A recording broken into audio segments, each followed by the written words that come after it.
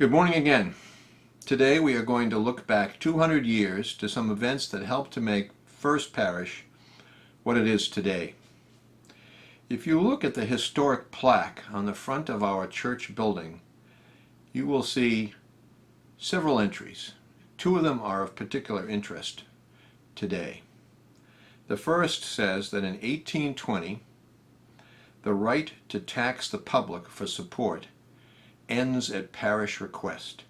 Name changed to First Congregational Parish.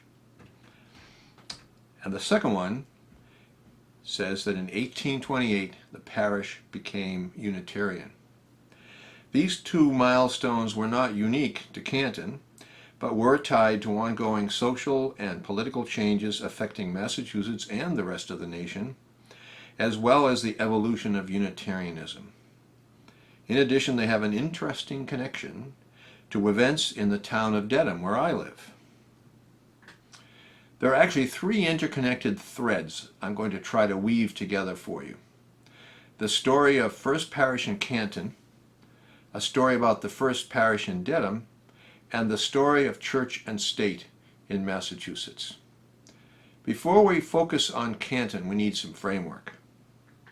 First, as we all learned in school, the Pilgrims and the Puritans came to the New World at least partly to find religious freedom. Although their religious views varied, the majority preferred Calvinism and the Presbyterian style of church polity over the rituals and hierarchy of the Church of England. Both Plymouth Colony and the Massachusetts Bay Colony were created as Christian communities, with covenants binding them together in their religious beliefs as well how they lived as a community. In the beginning of the Massachusetts colony, there was little difference between the civil community and the religious community. The colony was a theocracy, and only the Puritans had the right to vote. As more immigrants arrived, there was more of a mix of religious views and personal circumstances. There were at least 20,000 people in Massachusetts Bay Colony by the mid-1600s, not all of them Puritans. As a result of various political developments, the original charter of Massachusetts Bay was revoked in 1684, and a new charter was issued in 1691 under King William III, establishing the province of Massachusetts Bay. The new charter had two significant changes of interest to our story. First, voting rights depended upon property ownership, not religious affiliation, which greatly expanded the number of men who could vote. Second, the new charter guaranteed freedom of religion for non-Catholic Christians. The official status of churches was governed by a law of 1692 that required every town in the province to support, by taxation, a system of public worship and, quote, an able, learned Orthodox minister, unquote, who was to be elected at a special town meeting. Later on, the selection of ministers was done by the church, but ratified by voters of the town. The result was a system of parishes whose boundaries matched the towns, and every resident was a resident of both town and parish, but not necessarily a member of the church. This law effectively continued support for the Puritan Church, which eventually became what we know as the Congregational Church. Over time, provisions were made for other denominations, such as Baptists and Quakers, but then only if the people claiming the exemptions went through an extremely elaborate certification process. These arrangements grew more complicated as the population grew larger and the number of religious groups expanded. The laws were modified from time to time, but the solutions were not perfect, and tensions around tax support for churches remained right through the American Revolution. After the Revolution, Massachusetts set about to write a constitution for the new state. 3 men were selected to draft the Constitution: James Bowdoin, Samuel Adams, and John Adams. John Adams has been credited for writing the bulk of the Constitution. One of the issues that caused Adams the most difficulty was religion. At the Constitutional Convention in the fall of 1779, sectarians wanted the separation of church and state. But the Congregationalists, including John Adams, argued that the civil government depended upon piety, morality, and religion. Eventually, major elements of the existing law that required the people of each town to pay for the support of the local minister were absorbed into the Constitution. Religion became an official, sanctioned function of the new state government, just as it had been in colonial times. The Constitution was ratified in 1780, 8 years before the United States Constitution. Massachusetts was the first state to adopt a constitution. While it was laudable that Massachusetts was first, the religious provisions were rife with problems and continued the colonial status quo. One specific provision to note: as the law now stood, the parish was composed of all the residents of a geographic territory who had not joined another religious group, such as the Episcopal Church, say. The church included only those members of the parish who had been admitted to the church. This distinction essentially continued from colonial times, and will prove to be critical. In summary, the adopted language in the Massachusetts Constitution continued to require tax support of Protestant ministers with a mechanism to apply the tax revenue to dissenters, people who did not belong to the established church. As before, there were numerous legal issues with the language and multiple court suits around using the tax revenues for churches other than the Congregational church, just as in colonial times. One of the most important of these cases involved the Universalist minister John Murray of Gloucester. There were multiple lawsuits involving tax support for Reverend Murray, related to the manner of his ordination not meeting the Orthodox standard, a question of whether his church qualified for tax support, and whether his church was even a, quote, corporate church, unquote. These disputes dragged on for years, and eventually Murray lost his case. That's the background for the situation in Massachusetts regarding religious freedom as the 18th century was drawing to a close. Now, let's take a brief look at the history of First Parish and Canton up to this critical point. As an aside, I'm going to refer to the church as the First Parish in Canton, even though it began as the South Precinct of Dorchester and later became the First Church in Stoughton. It's not my intention to cover the history of how Canton became a separate town. The church in Canton was gathered in 1717, and the first church building was on a site that's now part of the adjacent Canton Cemetery. The first minister was Joseph Morse, a Harvard graduate. In 1717, there was no such thing as a Unitarian, but it is interesting that that first minister, Joseph Morse, was eventually dismissed by the congregation, partly because he was considered to be too liberal. That may be a foreshadowing of the variety of viewpoints that the members of the congregation had, even though they were probably all considered Orthodox Christians at the time. The second minister was Samuel Dunbar. Dunbar was described by one author as, quote, the 18th century reincarnation of the prophet Jeremiah, unquote. A Calvinist, a graduate of Harvard in 1723, and a protege of Cotton Mather. He came to First Parish in 1727 and stayed for an incredible 55 years. He's described as having been disputatious, with no tolerance for other faiths. He preached powerful and persuasive sermons 3 times a week, delivering more than 9,000 sermons in the 55 years he served the town. After Dunbar died, the search for a third minister began in the fall of 1784. Note that this would be the first minister to be chosen after the American Revolution and after the new state constitution was adopted. A young candidate called Aaron Bancroft was considered and allowed to preach for 8 Sundays. He is described as having come from a new theological school of thought, a forerunner of Unitarianism. He believed in a kinder, gentler, more forgiving God.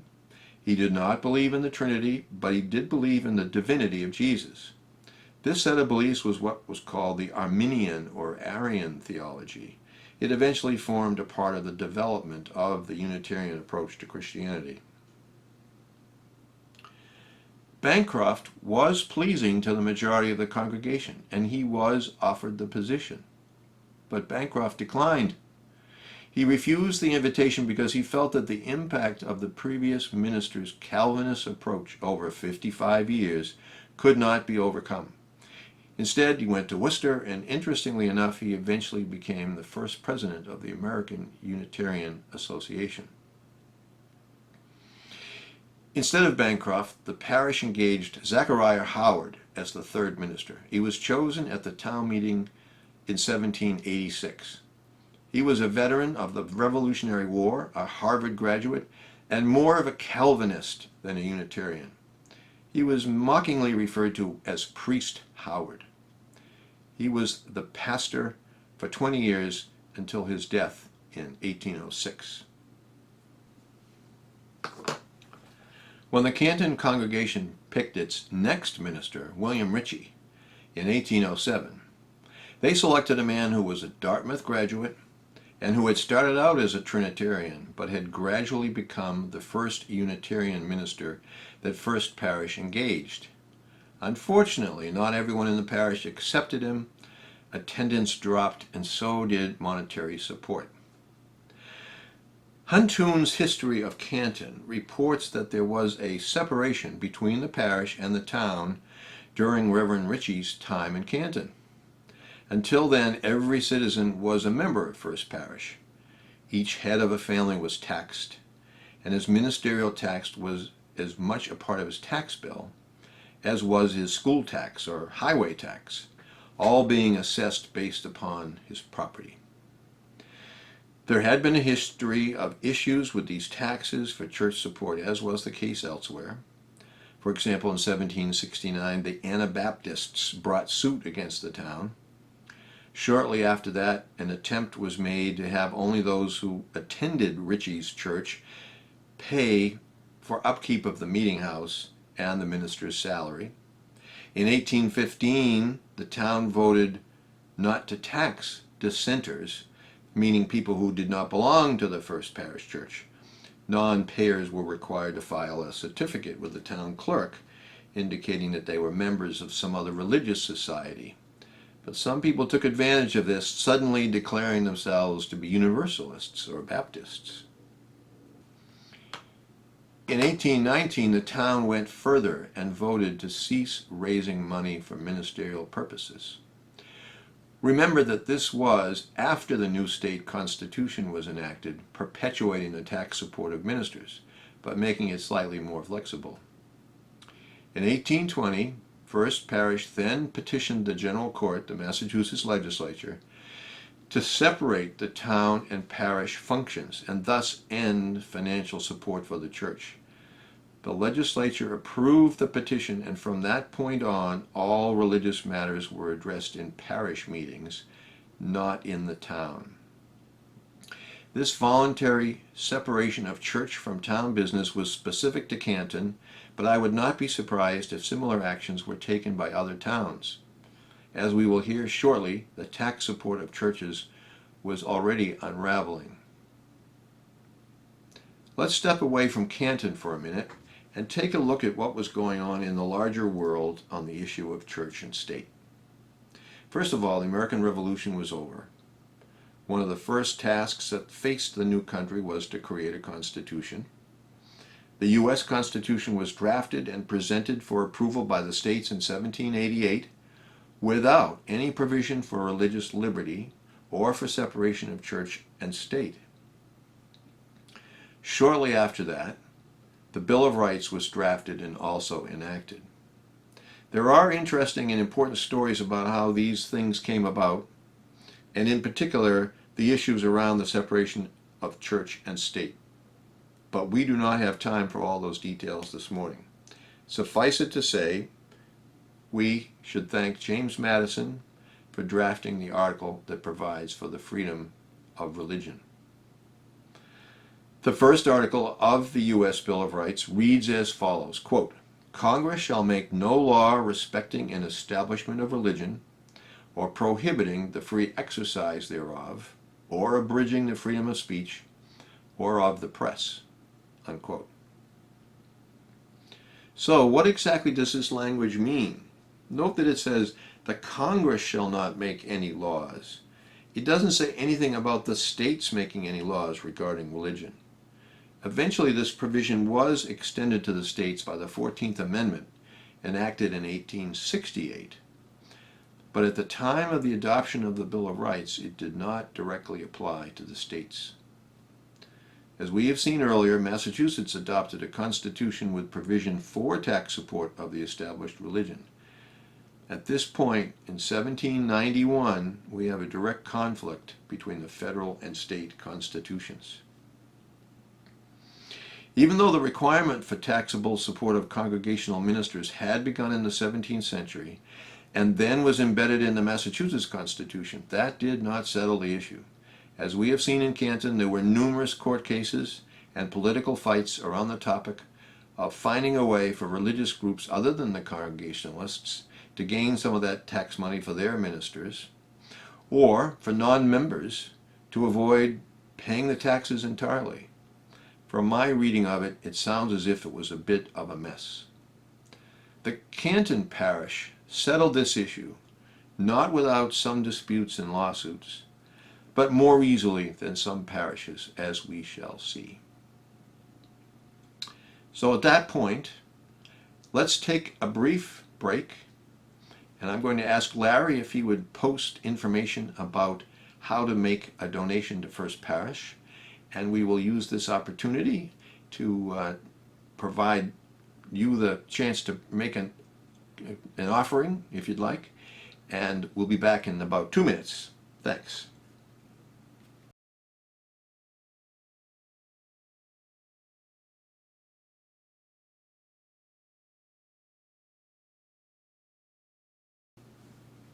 Okay, we're back. Thank you, Larry.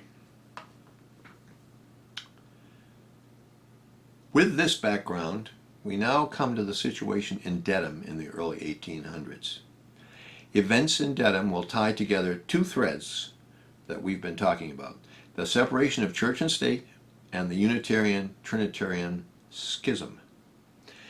The First Parish Church in Dedham was the Congregational Church, just as in Canton.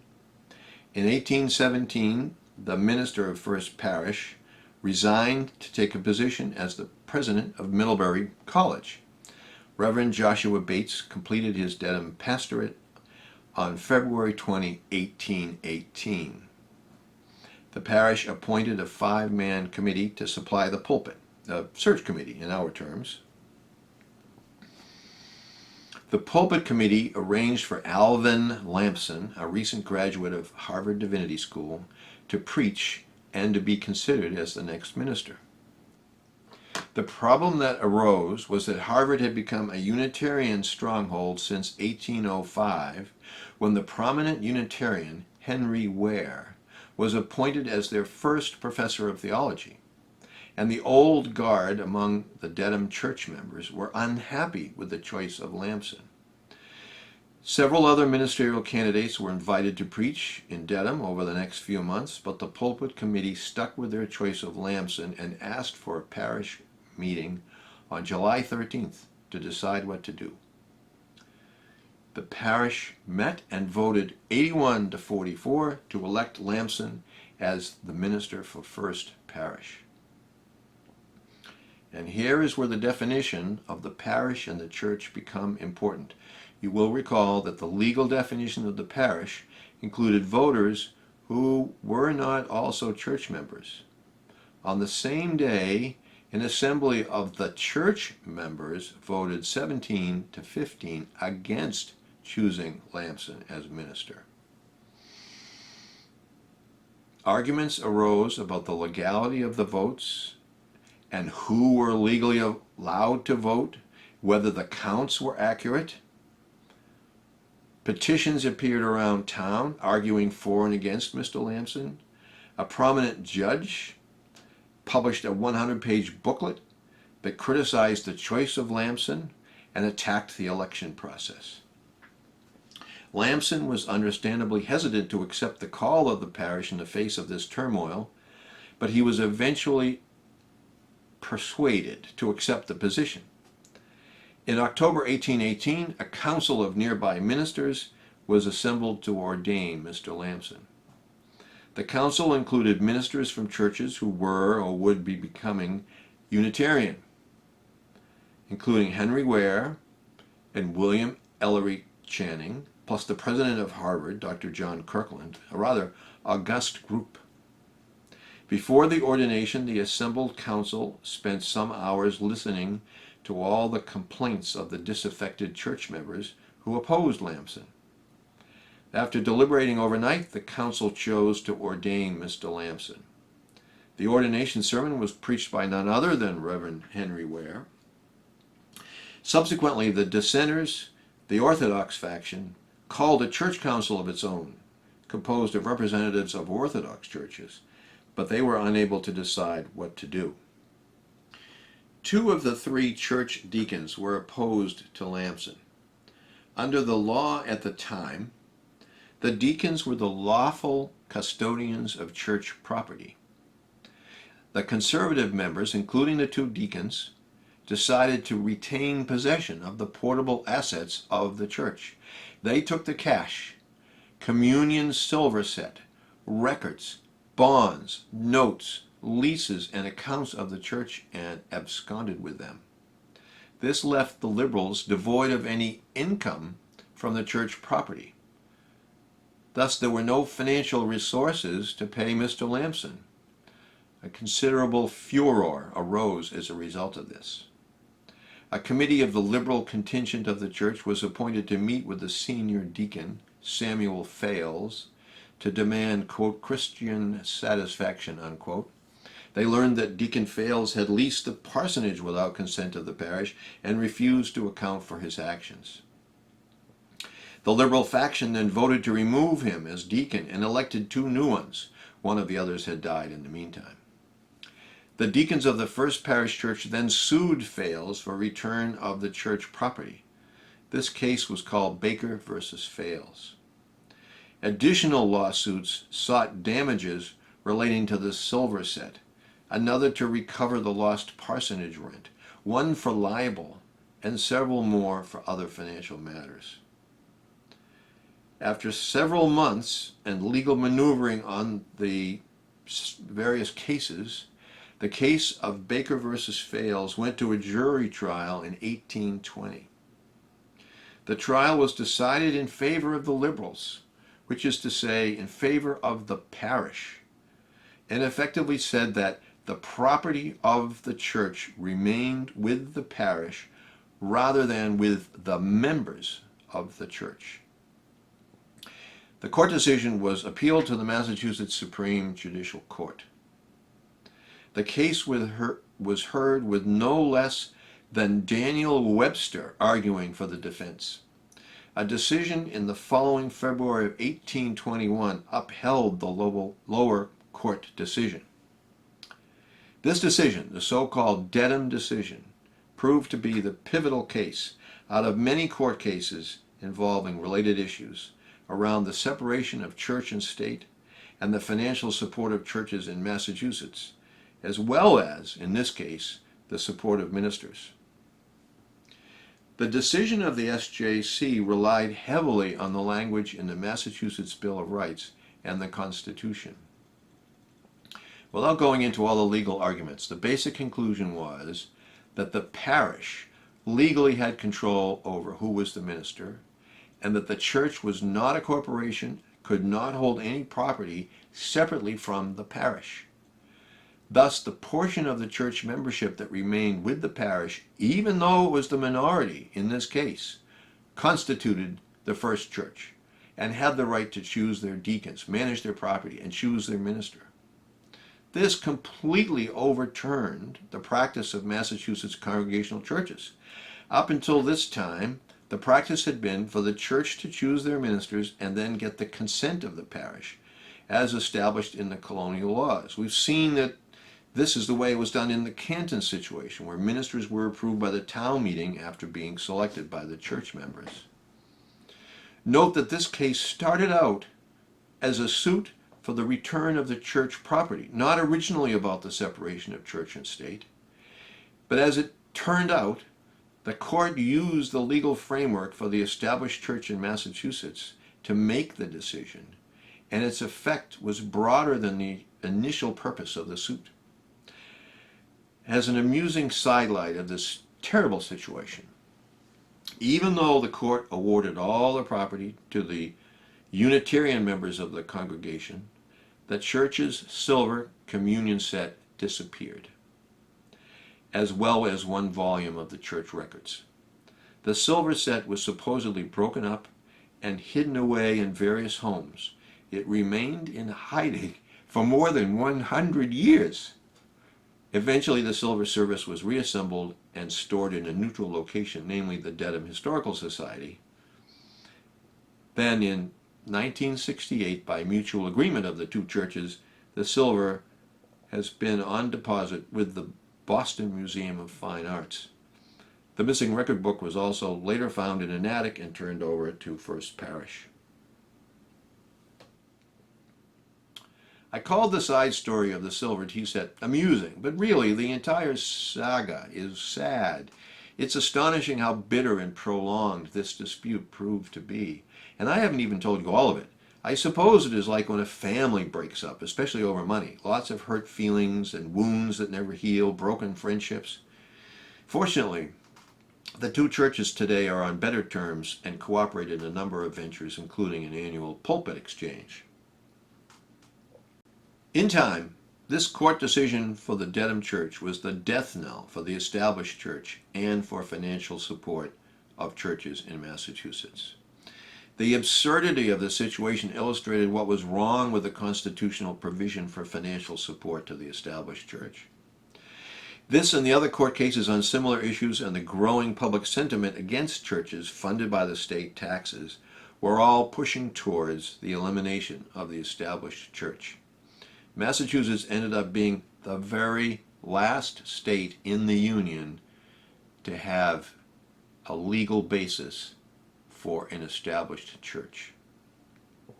This ended more than 200 years of the effort, originally by the Massachusetts Bay Colony and later by the state, to compel its citizens to practice Christianity. The decision also influenced how the Unitarian versus Trinitarian decisions unfolded in the old Congregational churches that had yet to face that choice. And now back to Canton for our final chapter. The plaque on the front of the church says that Canton became Unitarian in 1828 and changed its name to the First Congregational Parish. In other words, they weren't using the term Unitarian officially yet. In my reading of the history from a couple of different books, I found little background for this. The minister at the time was Benjamin Huntoon. Reverend Huntoon was a Dartmouth graduate with a degree from Andover Theological School, whose ministry began in 1822. The split between the traditional or Orthodox Congregationalists and the Unitarians was coming to its climax with the formation of the American Unitarian Association in 1825, and with the Dedham decision looming in the background to set requirements on how churches were controlled. In the history by Daniel Huntoon, who is the son of the minister Benjamin Huntoon, it says only that in 1828 an evangelical congregational church was organized in the south part of the town, Stoughton, and, quote, a cheerful dismission was granted to those who desired to sever their connection with the old church and join the new, unquote. There's no discussion of any dissent or theological differences within the First Parish congregation, and there is little reference to the Trinitarian versus Unitarian controversy. Although the Reverend Huntoon believed the New Testament to be divinely inspired, he was considered a liberal theologian, and he's credited with setting First Parish into the Unitarian camp. I can't help but think that there had been a gradual movement towards the Unitarian point of view among the members of the Canton congregation, but the written history has scant mention of it. What strikes me the most about this story is that there doesn't seem to have been the kind of dissent in Canton around the choice of ministers that arose in Dedham. The contrast between the situations in the two churches could not be greater. The Dedham dissent was very strong, broke out into the wider community, and involved multiple court suits and legal actions, even a criminal trial. The theft of the church silver was a sore point in the relations between the two congregations for generations. Canton can be grateful, I think, that its transition to being Unitarian went without the kind of rancor that happened elsewhere. But it might also be true that the histories are not complete on this point. One factor is possibly that the Canton church leadership would certainly have been aware of the dispute over the selection of Reverend Lamson in 1818 and the ensuing court suits when the Canton parish decided in 1819 to stop accepting tax money from the town. And the painful outcome of the Dedham decision by the courts would also have been common knowledge when the Stoughton group was forming its Orthodox Congregational Church a few years later. Eventually, the Massachusetts Constitution was amended to eliminate the tax support of the Orthodox Christian Church. The Dedham decision, as well as the Federal Bill of Rights, both played into the forces that resulted in those amendments. The religious provisions were removed in 1834 by a popular vote in a ratio of 10-1. So there we have it. Some of the events and stories that brought First Parish Canton from its colonial origins to where it was in the mid-19th century, a Unitarian congregation no longer supported by taxes. And at the same time, we see how events in Dedham helped to shape the final episode in the march towards religious freedom in Massachusetts and the disestablishment of the Congregational Church. Thank you.